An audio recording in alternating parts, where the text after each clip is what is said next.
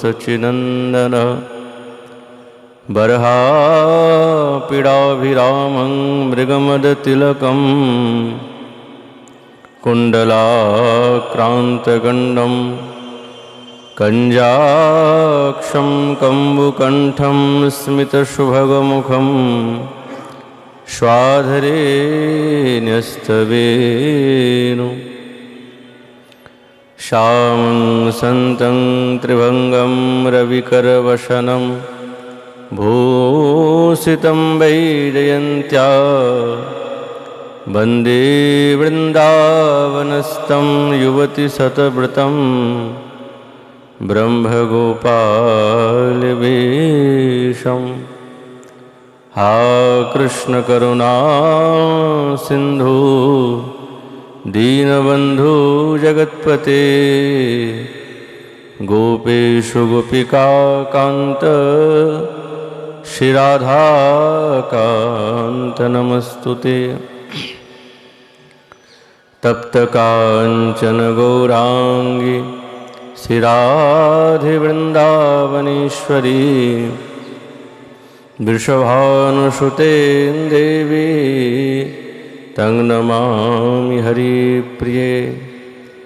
नारायणं नमस्कृतं नरं चैव नरोत्तमं देवीं सरस्वतीं व्यासं ततो जयमुदीरये। तुलसीकलनं यत्र यत्र पद्मवनानि च पुराणपठनं यत्र तत्र सन्निहितः हरिः। जय रूप सनातन भट्ट रघुनाथ श्रीजीव गोपाल भट्टदास रघुनाथ। এই ছয় গোসাইয়ের করি চরণ বন্দন যাহা হইতে বিঘ্ন নাশ অভীষ্ট পূরণ। वंशाकल्पतरुभ्यश्च कृपा सिन्धुभैव च पतितानां पावनेभ्यो वैष्णवेभ्यो नमो नमः। दुर्गमे पृथिवीन्धस्य स्खलपादगतिर्मोहो स्वकृपाजष्टिदानेन सन्तसन्तवलम्बनम्।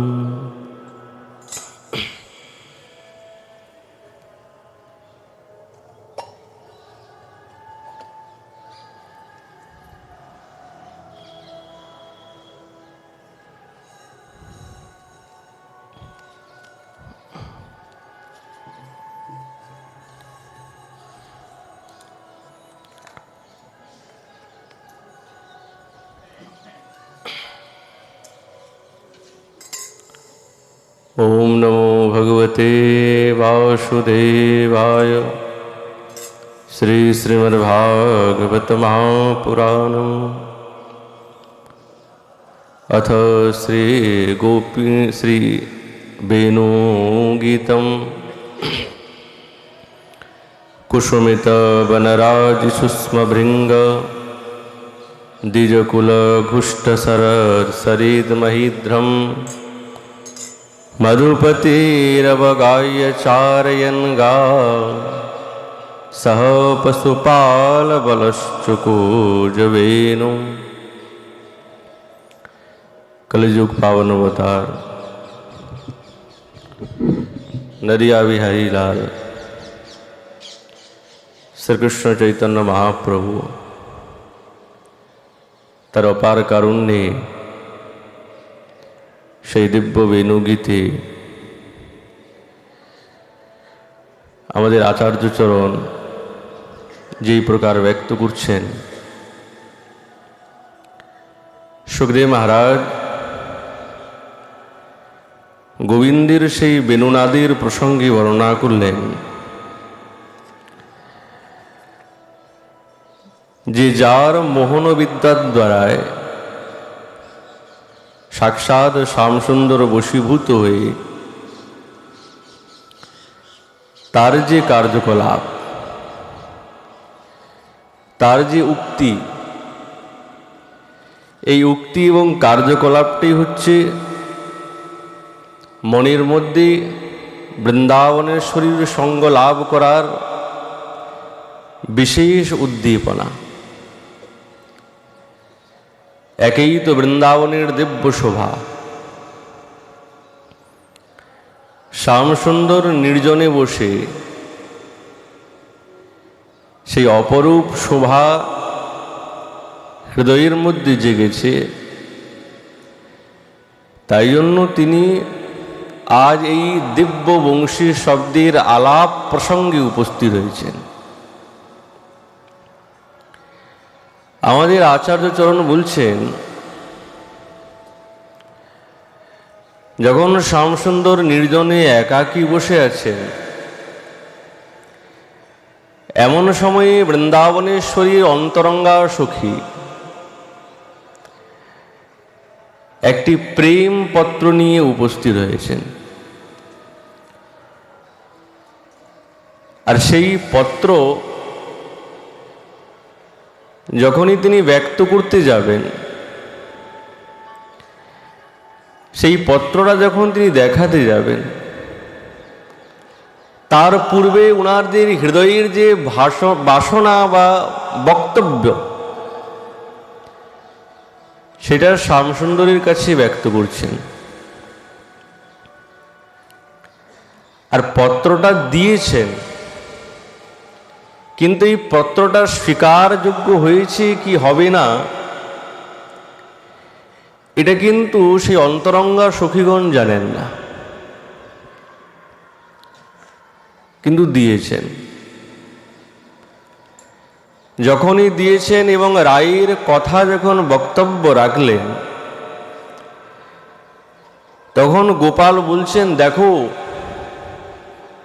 আমি একজন সাধারণ বালক, আমি এই গাভী চড়াই, রাখাল বালক আমি। তোমরা যে সমস্ত ভাষা ব্যক্ত করছো, এই সমস্ত ভাষা প্রেম প্রীতির কথা আমার বুদ্ধিতে আসে না, আমি বুঝতে পারছি না তোমাদের কথা।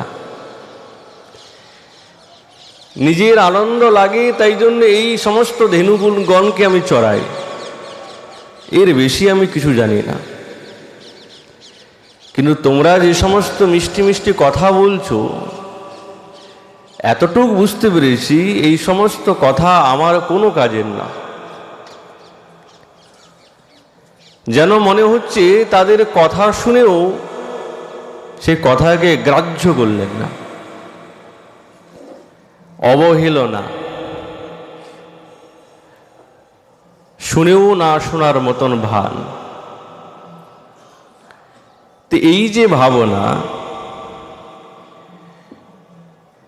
এই ভাবনার দ্বারায়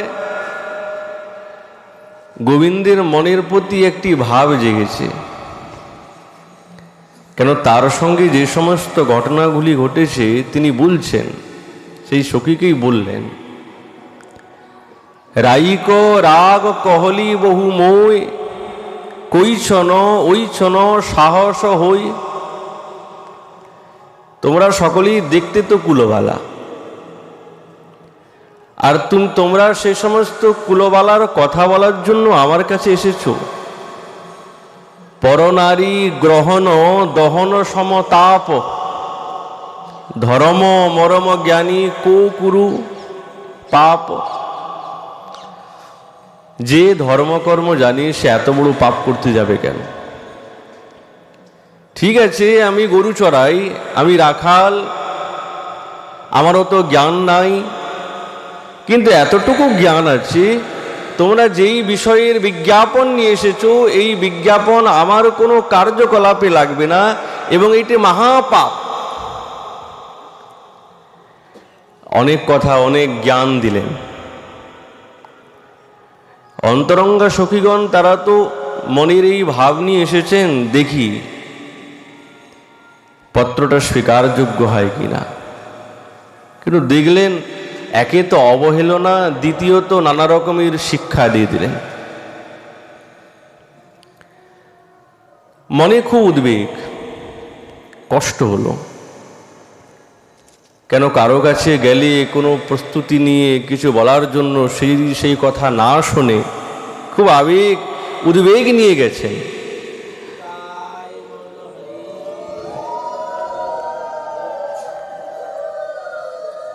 কিন্তু সেই কথা যখন তিনি না শুনে অবহেলা করে দেন, তখন মনেতে খুব ব্যথা লাগে। সখীগণের হৃদয়ে খুব ব্যথা। আমরা বুঝি ঠাকুরানীর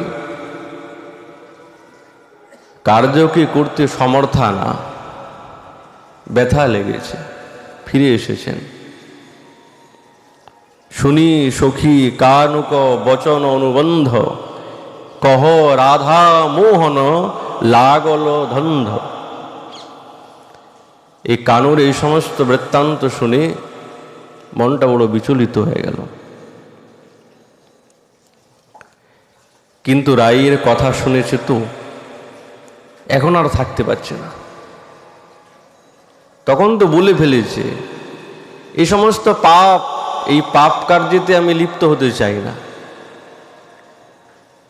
স্বীকার তো করেন নাই, কিন্তু অন্তরঙ্গা সখীগণ তো তারা শ্যামসুন্দরীর কর্ণ বিপরীতে ওই রাধার গুণগান তো ব্যাখ্যান করেছেন। আশেপাশে কিছুক্ষণ তো ছিলেন। ওই যখনই বৃন্দাবনেশ্বরীর গুণগান সেই শ্যামসুন্দরীর কর্ণ বিবরের দ্বারা এই হৃদয়ে প্রবেশ করেছে, যিনি এত জ্ঞান শিখাচ্ছিলেন আর সেই জ্ঞান কোনো কাজ করছে না, এখন অস্থির হয়ে গেছে, আর থাকা যাচ্ছে না।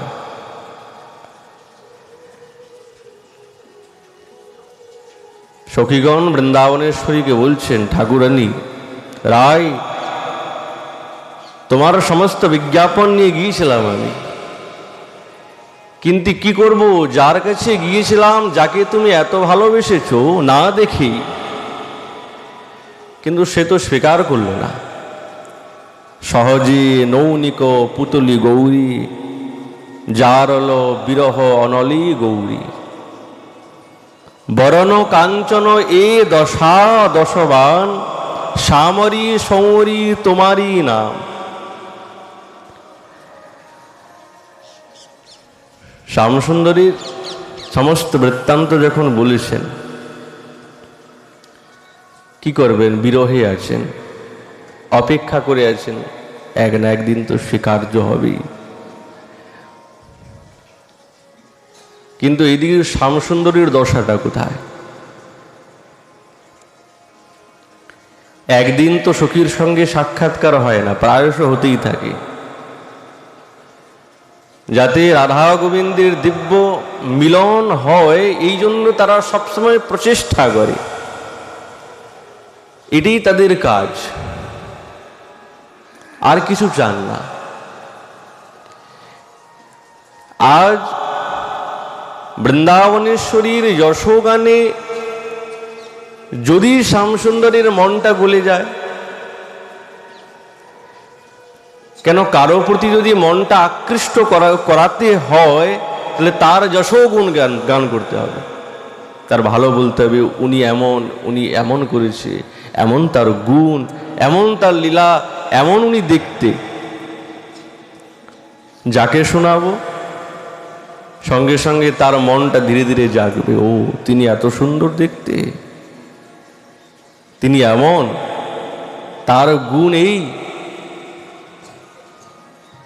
তখন তার প্রতি আমাদের মনটা যুক্ত হয়। সেই রকম শ্যামসুন্দরীর নিকটে যখন এই অন্তরঙ্গা সখীগণ বৃন্দাবনেশ্বরী গুণবাখান করছেন, সঙ্গে সঙ্গে ধীরে ধীরে ধীরে ধীরে মনটা গলছে। এটা কিন্তু বাহ্যিকে, অন্তরে তো কেবলমাত্র নাম শ্রবণ মাত্রেই গলে গেল, আর কোনো বস্তুর প্রয়োজন নাই, নাম শুনেই মহারাজ গলে গেছে। কিন্তু সেটা বাইরে প্রকাশ করতে পারছেন না। এটি তো প্রেমের পরিভাষা, ভিতরে কি যে আগুন জ্বলছে, ওই আগুনটা বাইরে প্রকাশ করা যাচ্ছে না, আর এই ভাবটাই বৃন্দাবনে আছে।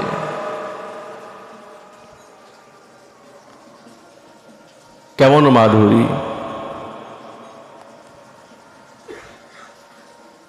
হে কৃষ্ণ, সেই কার্তিক দেবী তিনি হচ্ছেন রাধারানী, বৃন্দাবনেশ্বরী। আমরা বুঝতে পারছি তোমার যে এত বেণুনাদ বেণুস্বর, বাইরে তুমি এত কথা বলো, এত জ্ঞানীর কথা বলছো, শিক্ষার কথা বলছো, কিন্তু হৃদয়ে তো ওই কথাই চলছে। তোমার এই বাঁশির শব্দের দ্বারায় কিসের গুণের বাখান হচ্ছে? সবসময় সর্বদা সাক্ষাৎ রাধা ঠাকুরানী গুণের বাখান হচ্ছে। আর এই গুণের বাখান আর কে করতে পারে? কেউ কি সমর্থ? কারো কি ক্ষমতা আছে? সাক্ষাৎ গোবিন্দ তার বেণুর স্বরের দ্বারায় বৃন্দাবনেশ্বরীর যশো গুণের গাথা ব্যাখ্যান করেন সবসময়। ওই জন্যই তো তিনি জগৎ শ্রেয় নীল সদগাথা।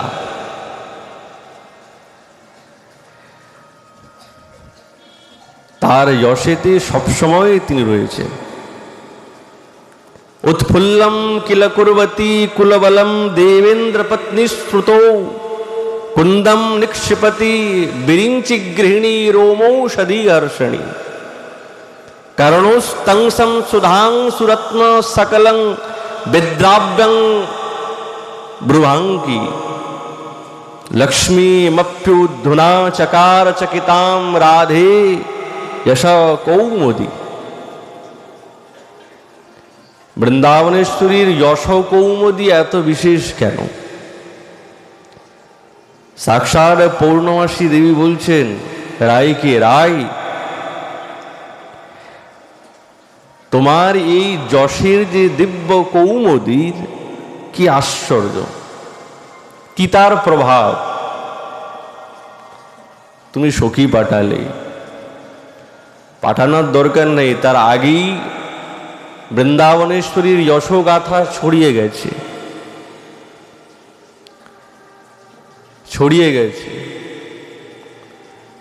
যখনই শ্যামসুন্দর সেই রাধা নাম তার কর্ণবিবরে প্রবেশ করেছে না, সেই দিন থেকেই তিনি উন্মাদ দশাকে প্রাপ্ত হয়েছেন। আর নিজের মতন নাই। কেন নাই? কেননা এই যে স্বভাব, এই যে ভাব, এই ভঙ্গি তার হৃদয়ের মধ্যে প্রবেশ করে নানা রকমের নাচাচ্ছেন। সখীকে বলছেন, তুমি কি নাম শোনালে? এই রাধা নামে কি এমন গুণ আছে, এমন সৌন্দর্য আছে, এমন আকর্ষণী শক্তি আছে? বলছে, আকর্ষণী শক্তি থাকবে না? যার রূপে গুণে সাক্ষাৎ শ্যামসুন্দর বশীভূত হয়ে যাচ্ছেন, তাহলে কত বড় ক্ষমতা আছে। যার গুণেতে নাম হয়েছেন কৃষ্ণ, তাই না? সকলকে নিজের গুণের দ্বারায় আকৃষ্ট করেন বলেই তো কৃষ্ণ। লীলার দ্বারায়, বেণু মাধুরীর দ্বারায়, ইত্যাদির দ্বারায়। আজ বৃন্দাবনেশ্বরীর এই যশোগানে তার মনকে আকৃষ্ট করে ফেলেছে। বলছে, হ্যাঁ মহারাজ, সাক্ষাৎ পূর্ণমাসী দেবী বলছেন, রায় এই নয়, সপ্ত পাতাল পর্যন্ত, সপ্ততল তোমার যশোগান ছড়িয়ে আছে। কৃষ্ণ তো হবেনি, দেবেন্দ্র ইত্যাদি তাদের পত্নীগণ, তাদের কর্ণে যখন তোমার এই নাম প্রবেশ করেছে, কোনো আবহাওয়া বাতাসের দ্বারায় উড়তে উড়তে গেছে, তারাও উন্মাদ দশাকে প্রাপ্ত হয়েছেন। ব্রহ্মর্ষি পত্নী সাবিত্রী ইত্যাদি তারাও যখন তোমার নাম শুনেছে না, অস্থির হয়ে গেছে। তাহলে কেমন নামের অধিকতা, কি আর বলবো। তোমার এই যশচন্দ্রিকার দ্বারায় এই জগতে পরিব্যাপ্ত আছে আর কেউ নয়, সাক্ষাৎ নীলকান্তি স্বরূপ সেই গোবিন্দ পর্যন্ত তোমার যশোগানে অস্থির হয়ে পড়েছে। তাহলে কেমন বৃন্দাবনেশ্বরীর ভাব, এর দ্বারাই বোঝা যায় প্রাকৃত হোক বা অপ্রাকৃত হোক, এই সমস্ত বিশ্বব্যাপী বৃন্দাবনেশ্বর গোবিন্দের যিনি একান্ত কান্ত পরা সাক্ষাৎ বৃন্দাবনেশ্বরী যশোগাথায় ব্যাপ্ত, চারিদিকে ব্যাপ্ত।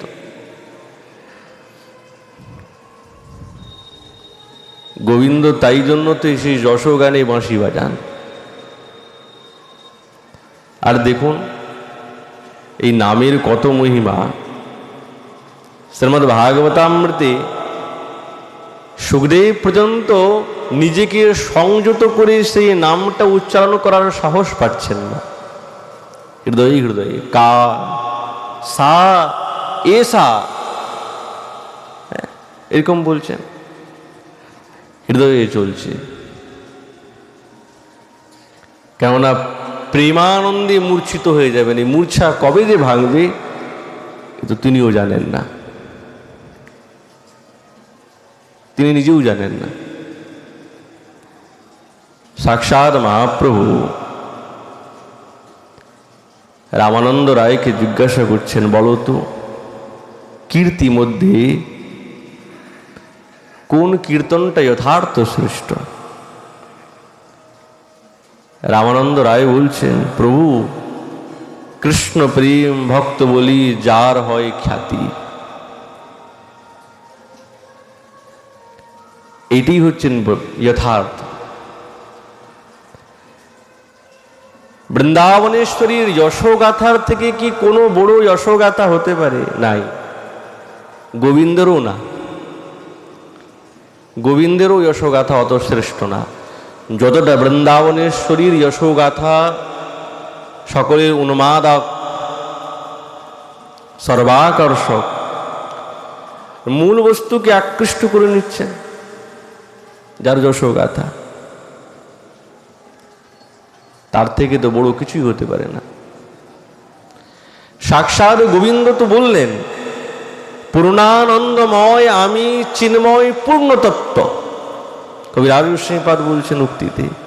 কিন্তু রাধিকার প্রেমে আমায় করায় উন্মত্ত। আরে যে তোমার নাম গুণে উন্মাদ প্রাপ্ত হয় আর তুমি তার গুণে উন্মাদ, বুঝে হ্যাঁ, না জানি সেই রাধার প্রেমে আছে কোন বল।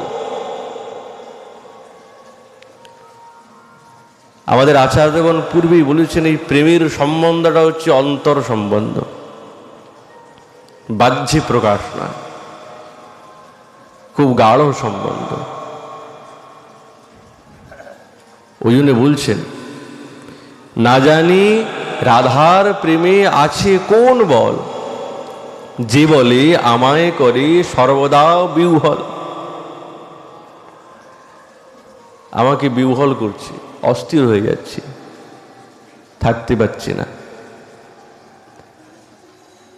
কত বড় ক্ষমতা, এত শ্রেষ্ঠ ক্ষমতা, এত শ্রেষ্ঠ বস্তু আর কারো তো নাই। ব্রহ্মাণ্ডের মধ্যে এই ব্রহ্মাণ্ড নয়, যত ব্রহ্মাণ্ড আছে সমস্ত ব্রহ্মাণ্ডের যশোগাথার মূল হচ্ছেন বৃন্দাবনেশ্বরী। প্রবোধানন্দ সরস্বতী পাদ ব্যক্ত করছে সাক্ষাৎ কৃষ্ণকান্তা। সে বৃন্দাবনেশ্বরীর মাধুরীর তো কোনো কথাই নাই। আর সেই মাধুরী আরো বেশি প্রকাশ পায় যখন তিনি বিরহে এসে উপস্থিত হন। যখন বিরহেতে এসে গেলেন তখন দেখবেন যে বৃন্দাবনেশ্বরীর প্রেমের কেমন উদ্ভাস। যতক্ষণ বিরহ না হচ্ছে ততক্ষণ প্রকাশ পায় না, পায় অতটা পাবে না।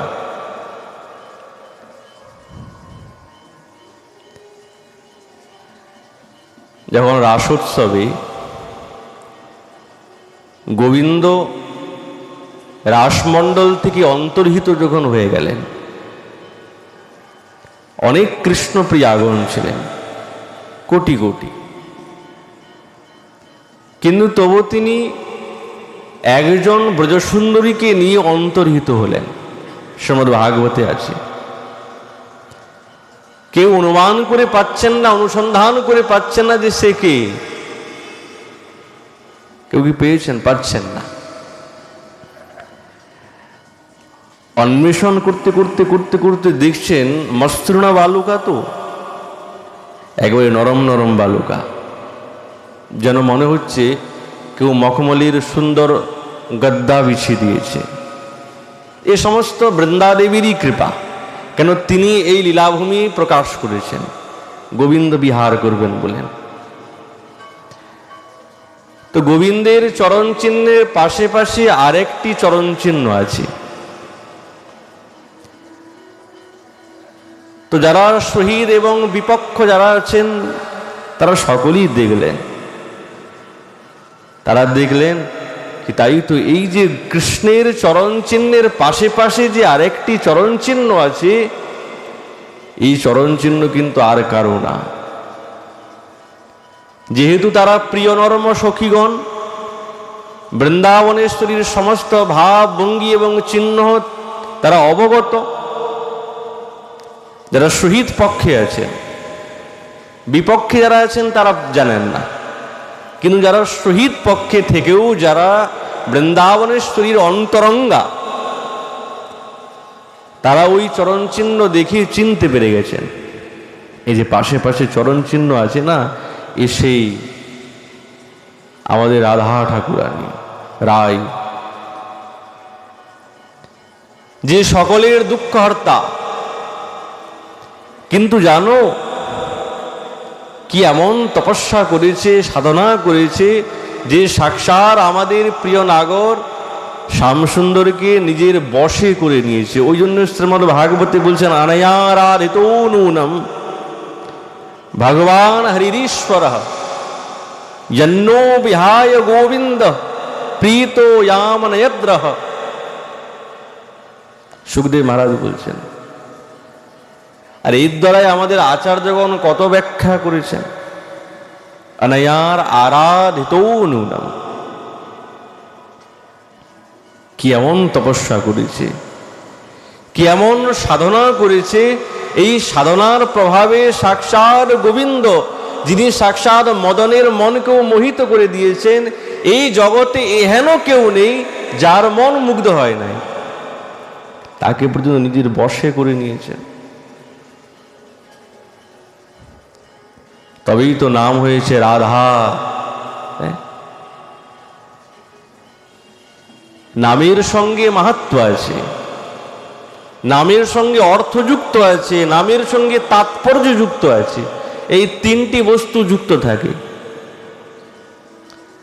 যা তা নাম রাখলে সেই নামের অস্তিত্ব থাকা চাই, অর্থ থাকা চাই, সেই নামের যথার্থ পরিভাষা থাকা চাই। নাম আছে, গুণ নাই, তাহলে কি হবে? রাধা নাম যে দেওয়া হয়েছে তার মধ্যে সেই ধরনের গুণ একেবারে প্রৌঢ়ভাবে বিদ্যমান আছে বলেই তো রাধা নাম। কেন? এমন আরাধনার দ্বারাই গোবিন্দকে বশীভূত করার সক্ষমতা আছে, করেছেন।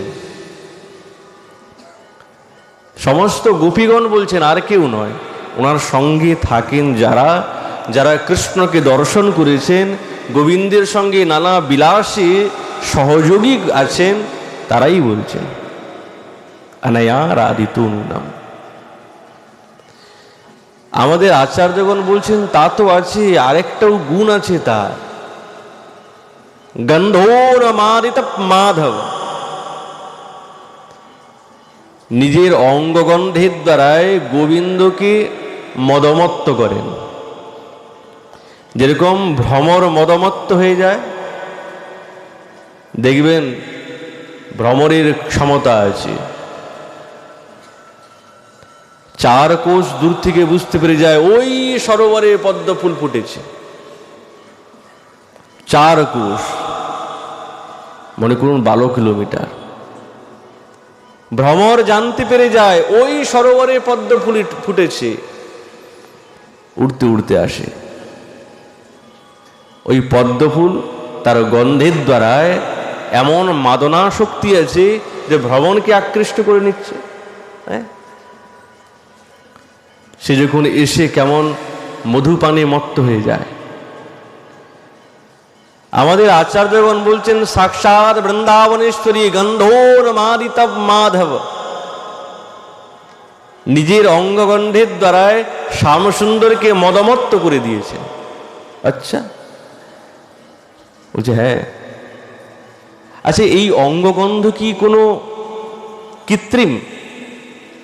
একটা আছে না অঙ্গগন্ধ, আমাদের যেরকম আমাদের অঙ্গে তো গন্ধ নাই, ওই জন্য গন্ধ প্রয়োগ করি, ইতর লাগালাম, অনেক কিছু লাগালাম, অগুরু চন্দন ইত্যাদি লাগালাম। তাহলে কি বৃন্দাবনেশ্বরী কি কোনো কৃত্রিম গন্ধের দ্বারায় নিজের অঙ্গে অনুলেপিত করে কি শ্যামসুন্দরকে আকৃষ্ট করেন?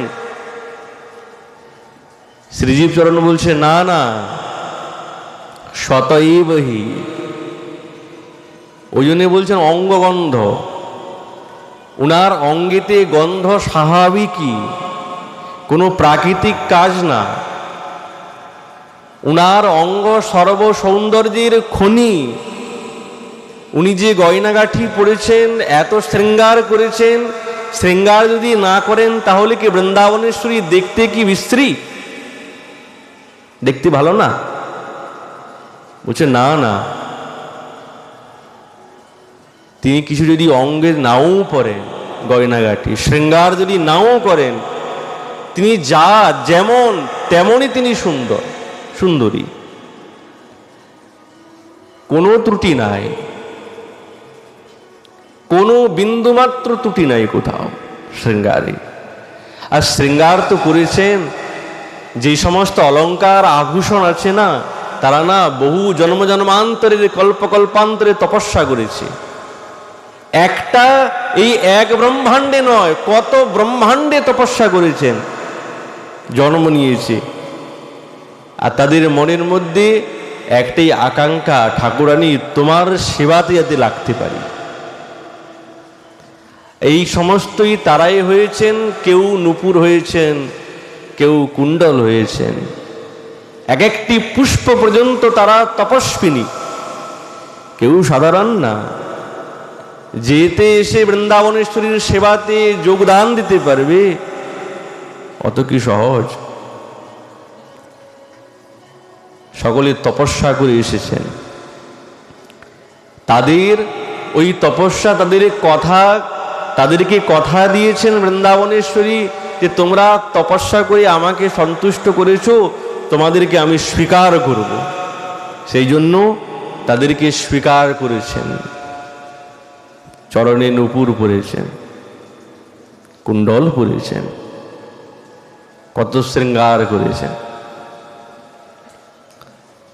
আজ যে উনার পরিভাষাতে গুণেতে বলছেন আচার্যগণ যে গন্ধোর মাদিতা মাধব, এই অঙ্গগন্ধ স্বাভাবিক।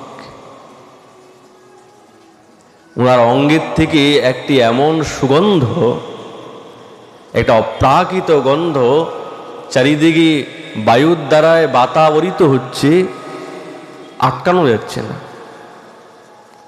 যেখানে যেখানে যাচ্ছে, পশু পাখি বৃক্ষ লতা সব এই বৃন্দাবনেশ্বরীর অঙ্গগন্ধে উন্মাদ দশাকে প্রাপ্ত হয়েছে। আরে এরা তো সব জড়। বৃন্দাবনে যা কিছু আছে জড়ের মতন মনে হয়, কিন্তু কেউ জড় না। বৃক্ষলতা যা সকলেই ক্ষমতা। কেন? সকলেই হচ্ছে রাধা গোবিন্দের লীলার উপযোগী। যারাই উপযোগী তারাই অপ্রাকৃত, কেউ প্রাকৃত না। ভ্রমর ভ্রমরা পশু পাখি এই অঙ্গগন্ধ বৃন্দাবনেশ্বরী যেখানে যেখানে যাচ্ছে সকলে উন্মাদ।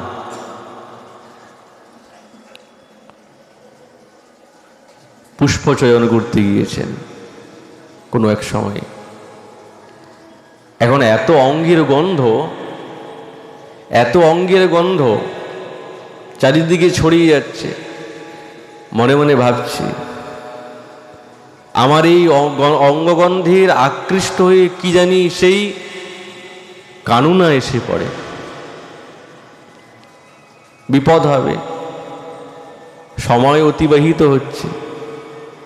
তখন ঠাকুরানী করল কি, ওই লতা পাতাতে লুকিয়ে যাচ্ছেন, বারবার লুকাচ্ছেন, আর সমস্ত এই লতা পাতা দিয়ে ঢেকে যাতে অঙ্গগন্ধ চারিদিকে ছড়াতে না পারে খুব চেষ্টা করছেন। পাশেই তুঙ্গবিদ্যা ছিল, বলছে, রায় তুই কেন লুকাচ্ছ? তুমি যতই লুকাও, তুমি যতই লুকিয়ে পড়ো, কিন্তু তোমার এই অঙ্গগন্ধের দ্বারায় তোমাকে খুঁজে ফেলবে, খুঁজে নেবে তোমাকে, লুকাতে হবে না তোমাকে। যেরকম পুষ্পের গন্ধেতে চারিদিকে যখন ছড়িয়ে যায়, ভ্রমণ এসে উপস্থিত হয়, তোমার এই অঙ্গগন্ধের দ্বারায় সেই কৃষ্ণ ভ্রমণ অবশ্যই উপস্থিত হবে।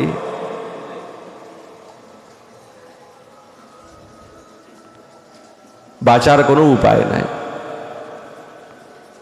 আর বাস্তবিক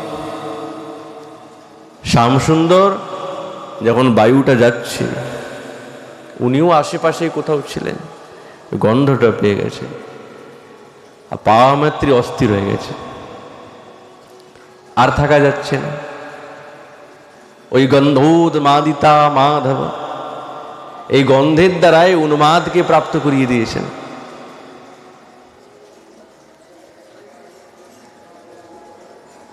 বৃন্দাবনেশ্বরী এমন উগু, তার প্রেমেই তো উন্মাদ হয়েছে। আমাদের আচার্যগণ পূর্বে বলেছেন সখীর ভেদেতে যে সমস্ত লীলা যে আমাদের সম্বলিত হচ্ছে রাধা গোবিন্দের, সেই সমস্ত লীলার মধ্যে বিপক্ষ থাকার অবশ্যই প্রয়োজন, নাহলে ফুটে না। এই বিপক্ষের প্রসঙ্গে আমাদের আচার্যগণ পূর্বেই বলেছেন যে বিপক্ষ যারা থাকে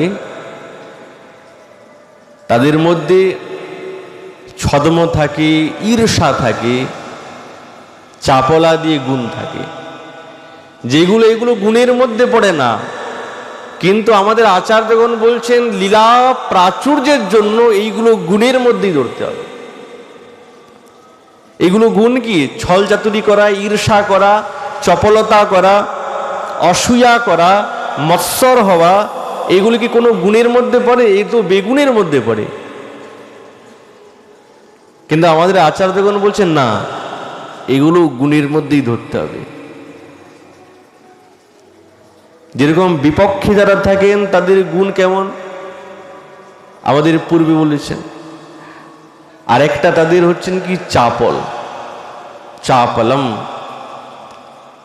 চপলতা। রঘুগোসাইপাদ বলছেন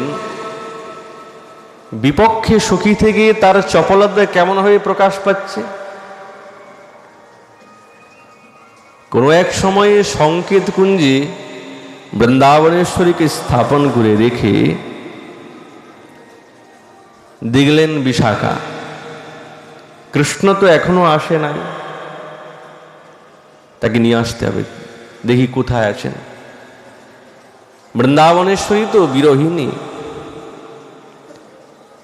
কৃষ্ণের বিরহে সবসময় অঙ্গ জড় জড়।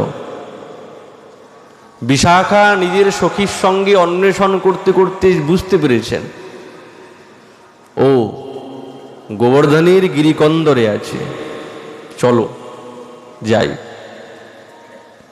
যখন গোবর্ধনের গিরিকন্দরের পাশে এসে উপস্থিত হয়েছেন, হঠাৎ দৃষ্টি পড়ল, তাই তো গোবর্ধনের কুঞ্জ কুটিরে চন্দ্রাবলী এবং পদ্মা দুইজন বসে আছেন, আর সামনে গোবিন্দ বসে আছে। আর দুইজনের সঙ্গে কি কথাবার্তা, কি কত আলাপ।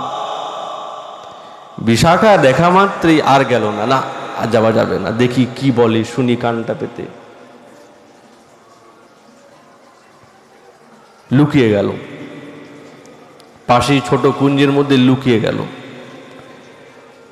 লুকিয়ে লুকিয়ে শুনছে। পদ্মা তো বড় চতুরা, সে কিন্তু বুঝতে পেরে গেছে, ওহো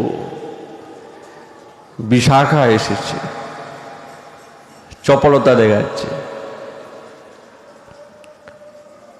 পদ্মা বলছে, খদ্যোতিকা ভাবের দ্বারা। খদ্যোতিকা ভাব বলতে আমরা বলছি একজনকে, বুঝাচ্ছে আরেকজনকে, আরেকজনকে লক্ষ্য করে বলছি, কিন্তু বাস্তবিক না, আমি উনাকে বলছি। একে বলে খদ্যোতিকা ভাব, সোজাসুজি বলছি না।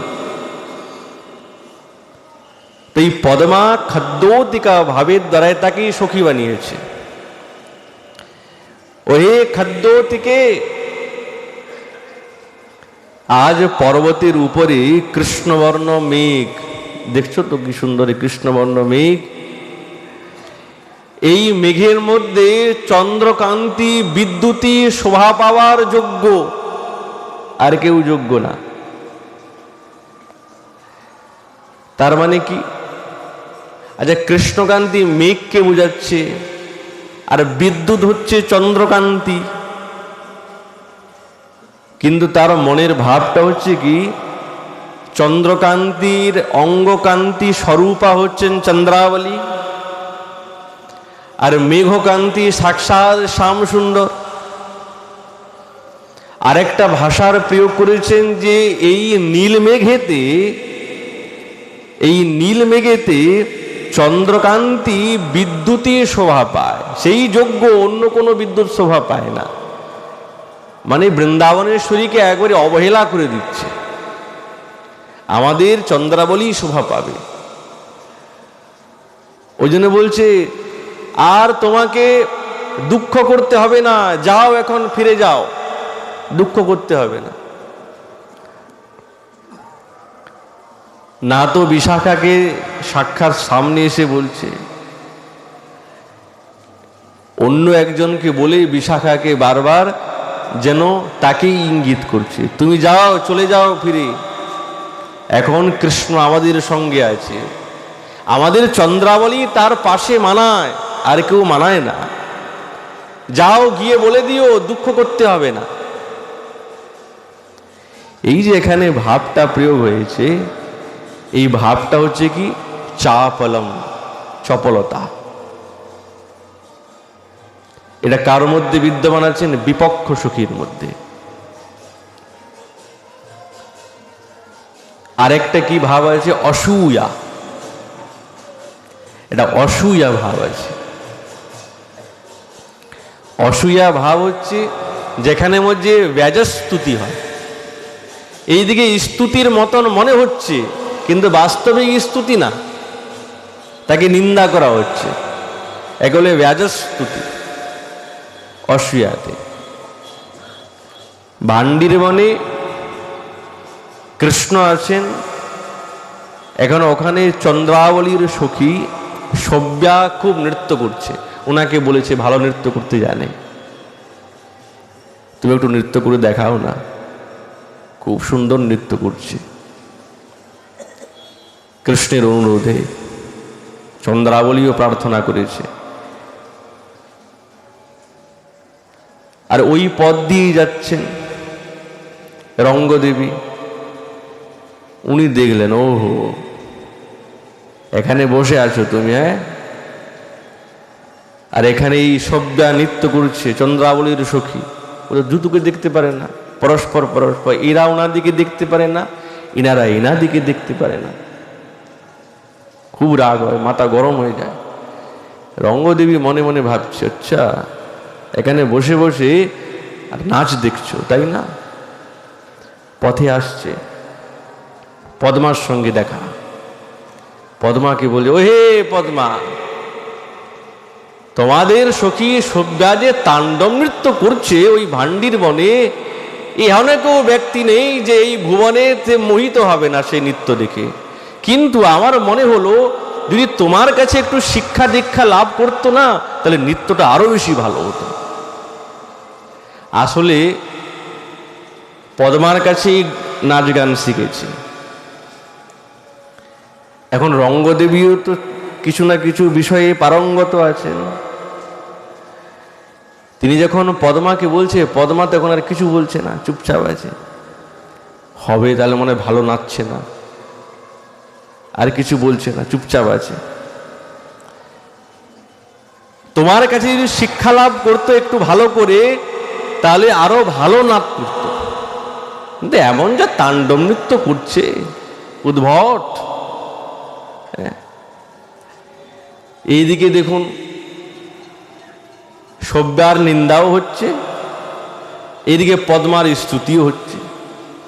পদ্মা মনে মনে ভাবছে, ও হো দেখো আমাকে কেমন করে বলছে, তাহলে বুঝি আমি নৃত্য শেখানোর জন্য একবারে শ্রেষ্ঠা।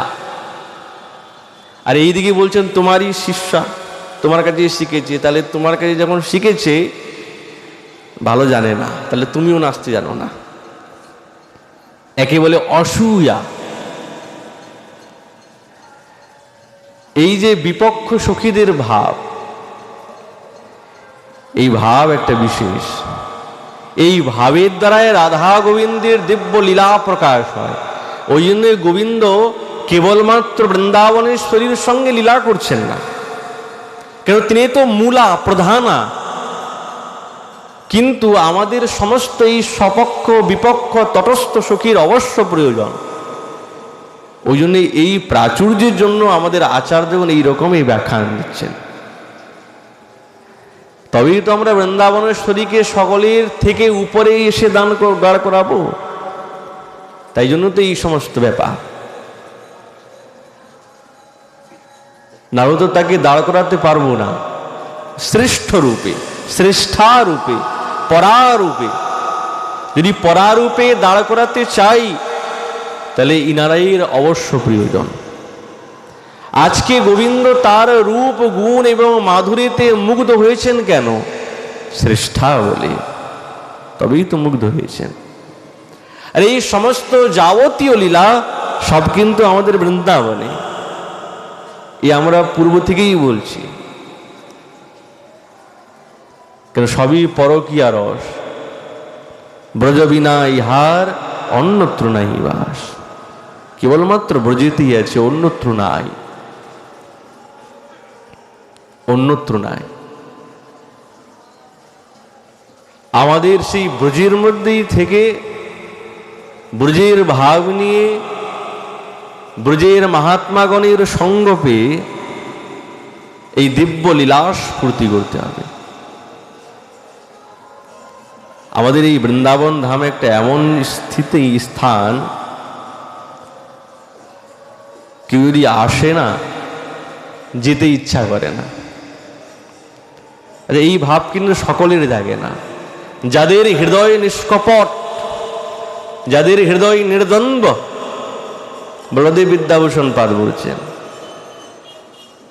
ন বিসৃজতি বৃন্দাবনম, ত্যাগ করতে চায় না বৃন্দাবন। এমন বৃন্দাবনের আকর্ষণীয় শক্তি, হ্যাঁ মহারাজ আকর্ষণীয় শক্তি আছে বৃন্দাবনে।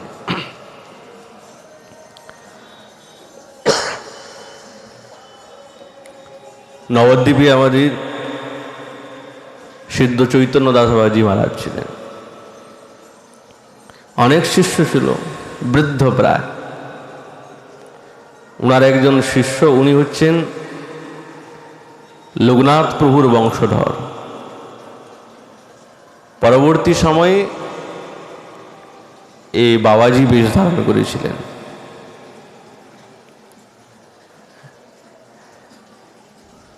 গৌরচরণ দাস বাবাজি মহারাজ গুরুদেবকে বলছেন, বাবা একটু বৃন্দাবনে যাব। গুরুদেব বলছেন, বৃন্দাবনে যাবি? যা, কিন্তু বৃন্দাবনে গেলে আসতে পারবি তো, এসে যাবি তো, থাকবি না কিন্তু। না না গুরুদেব, যাব, একটু 84 কোষ পরিক্রমা করব, সপ্ত দেবালয়ে দর্শন করে ফিরে আসব। আসবি কিন্তু? বলছে হ্যাঁ গুরুদেব আসবে। ব্রজে এসেছেন। ব্রজে এসে সমস্ত 84 কোষ ব্রজমণ্ডল দর্শন করে দাউজিতে বলদেব কুণ্ড আছে, ওখানেই বসেছেন। বৈরাগী তো, হৃদয়ে কোনো কামনা বাসনা নাই, বসে বসে জপ করছেন, মনে মনে ভাবছেন গুরুদেব বলেছে এখান থেকে চলে যেতে হবে, এখান থেকে যাওয়া যায় না, আমি কথা দিয়ে এসছি। তো মনে মনে ভাবছেন আমি সকাল হলেই বেরিয়ে যাব। তন্দ্রাচ্ছন্ন ঘুমিয়ে পড়েছেন বৃক্ষের তলাতে। বলদেব চন্দ্র স্বপ্নতে বলছে দেখ তোকে খুব ভালো লেগেছে, আমার তোকে খুব ভালো লেগেছে, তুই আমার এখানেই থাক, এখানে থেকে ভজন কর, তোকে দেখতে খুব ভালো লাগে আমার। বলদেব চন্দ্র যখন এই প্রকার বলল, স্বপ্নটা তন্দ্রাটা ভেঙে গেল। সর্বনাশ, এ কি শুনলাম, তাহলে যেতে দেবে না আমাকে?